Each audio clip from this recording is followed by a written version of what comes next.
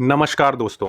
फिर से आ गई हैं सर्दियाँ और सर्दियों के साथ एक बार फिर से एयर पोल्यूशन का बढ़ता हुआ खतरा। बढ़ते हुए एक्यूआई इंडेक्स की खबरें तो आपने सुनी ही होंगी।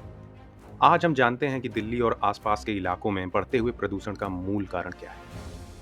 ये तो आप सभी जानते ही होंगे कि एयर पोल्यूशन कितना खतरनाक है हमारे स्वास्थ्य के लिए। अगर हम इसके शॉर्ट टर्म इफेक्ट्स को देखें तो हमारी हेल्थ पर इसके बहुत ही गहरे प्रभाव पड़ते हैं। शुरुआत में तो हमें खांसी, जुकाम और अस्थमा जैसी बीमारियों को झेलना पड़ता है।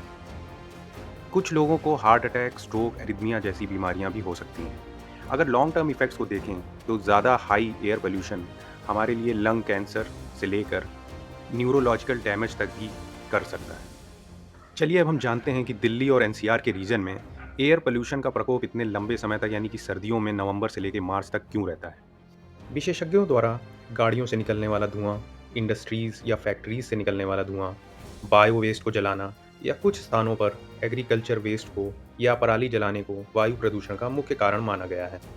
दिल्ली और एनसीआर में ये सभी कारण सम्मिलित रूप से वायु प्रदूषण को बढ़ाते हैं। दोस्तों, इन कारणों के साथ साथ कुछ और फैक्टर्स भी हैं जो दिल्ली एनसीआर को वायु प्रदूषण का केंद्र बनाते हैं। पहला फैक्टर है दिल्ली की ज्योग्राफिकल स्थिति। दिल्ली एनसीआर की ज्योग्राफिकल बनावट कटोरा नुमा है या बोल शेप्ड है।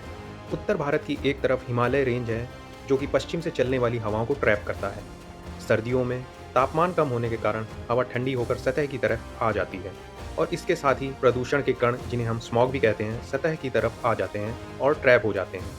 दोस्तों, हाई पॉपुलेशन डेंसिटी वाले शहर जैसे कि दिल्ली, नोएडा, गुड़गांव में ये पार्टिकल्स या स्मॉग ज़्यादा बनते हैं, जिसके फलस्वरूप एयर क्वालिटी इंडेक्स या एक्यूआई बहुत बढ़ जाता है। ये तो थे वायु प्रदूषण को पैदा करने वाले कारण और उससे होने वाले दुष्प्रभाव। मगर मुख्य प्रश्न यह है, इससे बचा कैसे जाए।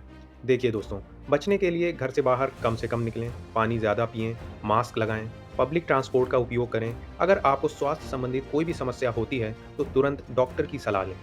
अगले वीडियो में हम मिलेंगे एक नई जानकारी के साथ। अपना ध्यान रखें। नमस्कार।